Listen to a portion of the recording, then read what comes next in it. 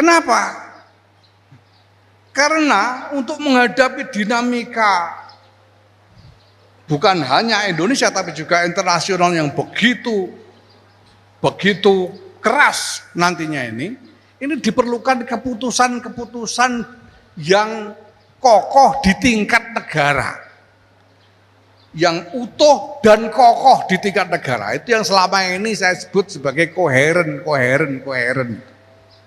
Butuh koherensi, utuh dan kokoh. Ya. Nah di Jakarta itu Pak, itu sudah terlalu ruwet keadaannya. Begitu banyak orang, sehingga orang bisa dengan mudah sedikit-sedikit demo itu gampang. Demo itu jangan dikira soal remeh. Itu bisa jadi konsolidasi yang bahkan membahayakan negara, kita sudah pernah mengalami itu. Dan seringkali pemerintah, negara kesulitan untuk membuat keputusan gara-gara demo-demo ini. Di tengah-tengah kepentingan masyarakat yang begitu beragam. Ini yang pertama. Yang kedua, saya tahu betul bahwa gerakan-gerakan di tengah masyarakat, apalagi berupa demo-demo itu bisa digerakkan demi kepentingan dari luar Indonesia, digerakkan dari luar Indonesia itu bisa. Bisa sekarang.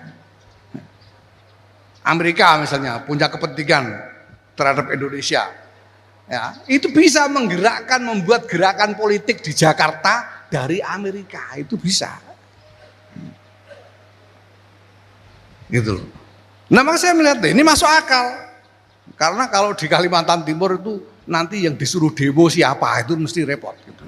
Sehingga pemerintah itu bisa lebih koheren. Itu misalnya seperti itu. Ya. Kedua misalnya soal sekarang ini pemerintah punya program hilirisasi yang jadi kontroversi internasional. Bahkan diajukan ke pengadilan dagang internasional oleh Jerman. Nah, sekarang pemerintah membuat larangan mengekspor bahan mentah, harus diolah dulu. Ngamuk-ngamuk seluruh dunia.